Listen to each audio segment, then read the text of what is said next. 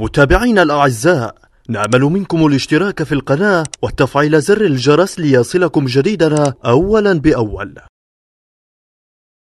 أكد المهاجم البرازيلي نيمار دا سيلفا أن مغامرته في باريس سان جيرمان الذي انتقل إلى صفوفه الصيف الماضي ما زالت في بدايتها، مشيرا إلى أنه يتطلع لدخول التاريخ بقميص نادي العاصمة الفرنسية. وفي مقابلة أجراها مع تلفزيون PSG ونشرها النادي عبر موقعه الإلكتروني، أبرز نيمار الذي سجل مع باريس سان جيرمان 26 هدفا في 24 مباراة بكل المسابقات منذ انضمامه للفريق الصيف الماضي، قادما من برشلونة في صفقة قياسية بلغت قيمتها 222 مليون يورو، أصبح من خلالها اللاعب الأغلى في تاريخ كرة القدم. لم أتوقع هذه الأرقام في بداية مع باريس، لكنني هنا لمساعدة الفريق وزملائي. وأضاف اللاعب: أحاول أن أقدم أفضل ما عندي كل يوم وفي كل مباراة، هذا هو الأهم بالنسبة لي، مبرزا أنه يتطلع لتقديم المزيد وتسجيل المزيد من الأهداف.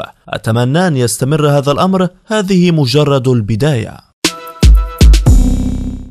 ذكرت صحيفة ماركا المدريدية أن كل التذاكر المخصصة للمباراة بين ريال مدريد الإسباني وباريس سان جيرمان الفرنسي في ذهاب الدور ثمن النهائي لدوري أبطال أوروبا، والتي يستضيفها النادي الملكي حامل اللقب على ملعبه سانتياغو برنابيو، البالغة سعته 81,044 مقعدا، بيعت بالكامل. وقالت الصحيفة: بيعت كل التذاكر المطروحة للعامة، أي غير المخصصة للمشتركين السنويين والمساهمين المعروفين بالسوسيوس، في غضون 37 دقيقة بسبب التهافت الهائل. وترد عبر الموقع الرسمي لريال مدريد رسالة مفادها: لا توجد أمكنة متوفرة في مختلف مدرجات الملعب لدى محاولة اختيار مقعد، إلا أن بعض التذاكر قد يصبح متوافرا في الأيام المقبلة، في حال أعاد المشتركون طرحها لأنهم لا يرغبون أو غير قادرين على حضور اللقاء المقرر في 14 من فبراير، فيما تقام مباراة الإياب في باريس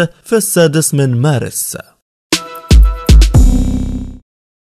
اعترف مدرب فالنسيا مارسيلينو غارسيا تورال أن الهزيمة بهدف نظيف في ذهاب نصف نهائي كأس الملك أمام برشلونة ليست نتيجة جيدة، لكنه عاد وشدد على أن التأهل لم يحسم بعد، خاصة وأن هناك مباراة إياب ستقام بملعب مستايا. وأثنى مدرب فالنسيا على أداء فريقه في مباراة الذهاب والروح والمجهود والتغلب على الإصابات التي تضرب الفريق، وقال: بالطبع الخسارة ليست نتيجة جيدة، نلعب أمام المرشح الأفضل حظا. قدم فالنسيا أداء تنافسيا للغاية، التأهل صعب للغاية لكنه لم يحسم بعد، إلا أن مارسيلينيو وصف مباراة الإياب التي ستقام في غضون أسبوع بملعب مستايا بالملحمية، إذ سيكون البارسا هو المرشح الأوفر حظا بعد أن حافظ على نظافة شباكه.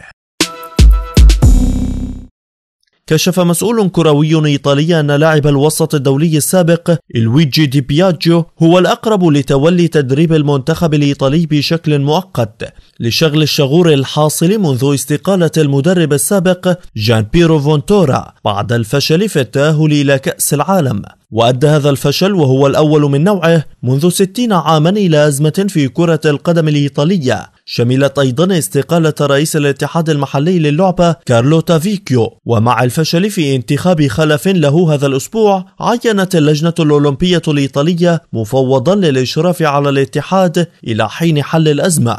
وبعد وضع الاتحاد تحت الوصاية، بات النجم السابق أليساندرو كوستا كورتا أحد المسؤولين عن هذا الملف. ونقلت عنه وسائل الإعلام المحلية بعد الاجتماع للاتحاد قوله: سيتولى لويجي مهمة المدرب المؤقت للمنتخب الوطني إذا كان يرغب بذلك.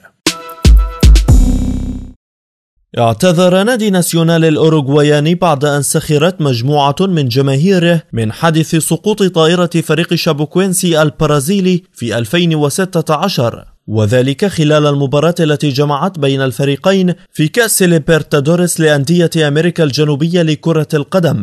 وعبر ناسيونال عن أسفه البالغ وقال: للأسف فإن كثيرا من المعتلين ينقلون جنونهم إلى الرياضة، وقال النادي المنتمي للعاصمة مونيفيديو في خطاب مفتوح إنه اتخذ إجراءات لتحديد هوية الذين سافروا إلى البرازيل لمؤازرة الفريق وإيقافهم. وقال اتحاد أمريكا الجنوبية لكرة القدم كونيميبول إن لجنة الانضباط فتحت تحقيقا حول الواقعة ومنحت ناسيونال مهلة حتى 8 فبراير لتقديم دفاعه. وكان شابوكوينسي في طريقه لمواجهة أتلتيكو ناسيونال الكولومبي في نهائي كأس سوداميريكانا عندما اصطدمت الطائرة التي كانت تقل الفريق بجبل خارج مدينة ميدين في نوفمبر 2016. وأسفر الحديث عن مقتل 71 من إجمالي 77 شخصا كانوا على متن الطائرة، بينهم جميع لاعبي شابوكوينسي عدا 3. انتهت النشرة. دمتم في أمان الله.